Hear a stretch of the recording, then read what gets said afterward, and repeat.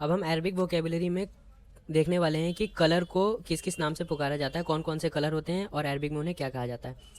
तो जो कलर होता है उसको हम अरबिक में लॉन कहते हैं। अब ये कौन कौन से कलर होते हैं उनको हम देख लेते हैं। इससे पहले हमें एक चीज़ ध्यान में रखनी होगी कि इससे पहले जब हमने बहुत सारी चीज़ें पढ़ी थी तो हमने देखा था कि हमेशा से इस तरीके से हुआ करता था कि जब भी हम कोई नाम लिखते थे, जैसे हम अनार को कहते थे रुम्मानुन, तो हमने देखा कि लास्ट में दो पेश आया।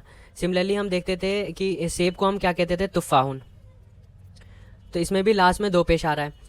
और हमने एनिमल्स में देखा था कि जैसे कैमल को हम कहते थे जमलुन, तो इसमें भी लास्ट में दो पेश आ रहा था। और डंकी को हम कहते थे हिमारुन, तो इसमें भी हम देख रहे थे कि लास्ट में दो पेश आ रहा था। लेकिन जब कलर के केस में हम देखते हैं तो यहाँ पर लास्ट में सिर्फ एक पेश दिखता है, जैसे अबयजू, असवदू। तो ये हमें पॉइंट ध्यान में रखना है कि जो कलर का केस है इसमें हमें दो पेश नहीं मिलेंगे। अब जैसे फर्स्ट वर्ड हम देखते हैं वाइट, तो जो वाइट कलर होता है इसके लिए जो अरबिक वर्ड है वो है अबयज़, या फिर इसको अबयजू बोलते हैं। देखिए लास्ट में सिर्फ एक पेश है। और ब्लैक को हम कहते हैं असवद, रेड को कहते हैं अहमर, ग्रीन को हम अखज़र कहते हैं, और येलो को हम असफर कहते हैं। अब जो हमने कलर देखे उनको हम यूनानी कॉन्सेप्ट से रिलेट करने वाले हैं ताकि याद करने में हमें इजी हो। तो यहाँ पे हम एक ये फ़ोटो देख रहे हैं जो ब्लड का है, कि अगर इसको सेंट्रीफ्यूगेशन कर देते हैं तो ब्लड किस तरीका दिखता है। ये मॉडर्न कॉन्सेप्ट है, लेकिन हम एक यूनानी का कॉन्सेप्ट देखने वाले हैं अखलात का, जिससे हम इसको कलर से रिलेट कर पाएंगे। तो हम जानते हैं कि जो अखलात होते हैं वो चार होते हैं। उमूर तबैया में हम पढ़ते हैं कि जो अखलात होते हैं वो चार होते हैं। तो इसका कॉन्सेप्ट ये है कि जब भी हम ब्लड को लेते हैं और उसको किसी बर्तन में लेते हैं तो हम देखेंगे कि ऊपर की तरफ एक झाग की तरह चीज़ हमें दिखेगी जो जर्द कलर की होगी, उसी को हम कहते हैं सफ़रा। तो फर्स्ट खिल्त में जो अखलात में जो फर्स्ट खिल्त होती है वो सफ़रा। सिमिलरली हम देखेंगे कि एक जो जुज़ होगा, यानी एक जो उसका पार्ट होगा, वो हमें सुर्ख मिलेगा, रेड मिलेगा, जो हमें जमे हुए यानी कोगुलेट हुए लोथड़े की तरह दिखेगा, तो जिसको हम दम कहते हैं।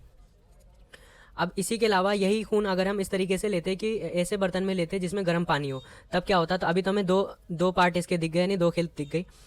अब हम इसी खून को अगर गर्म पानी में लेते, यानी ऐसे बर्तन में लेते जिसमें गर्म पानी हो, तब क्या होता। तब हमें दिखता कि एक अज्जा ज़ाहिर होता जो सफ़ेद कलर का होता और जो अंडे की तरह होता, यानी एग की तरह। अब एग को जो है बैज़ा कहते हैं, तो वो अंडे की तरह होता और सफ़ेद होता, उसको हम क्या बोलते हैं, बलगम बोलते हैं।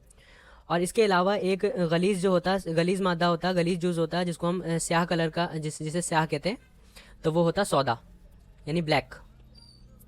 तो इस तरीके से हमें देखने में मिला कि हमें चार तरीके के जूस, यानी जब भी हम ब्लड को देखेंगे तो हमें इसमें चार तरीके के जूस, यूनानी कॉन्सेप्ट के हिसाब से हमें चार जूस मिल सकते हैं, दम, बलगम, सफरा और सौदा। अब इसको कलर से रिलेट करने वाले हैं। तो सौदा जो होता है, जैसा अभी हमने पढ़ा कि वो स्याह होगा, ब्लैक होगा, तो हम इसको ब्लैक से रिलेट करेंगे और इससे हम कलर को रिलेट कर सकते हैं, जैसे असवद अभी हमने पढ़ा था। ऐसे ही सफरा येलो कलर का होता है, हम इसको रिलेट करेंगे असफर से। और जो हमने बलगम पढ़ा था उसको हमने देखा था कि बलगम जो है वो सफ़ेद होता है, यानी वो एग की तरह होता है, और एग को हम क्या बोलते हैं, बैज़ा। तो इसको हम बलगम को वाइट से रिलेट करेंगे और इसका जो कलर बनेगा वो होगा अबियस। और जो दम होता है वो रेड से रिलेट होगा और जो कलर का नाम होगा वो होगा अहमर।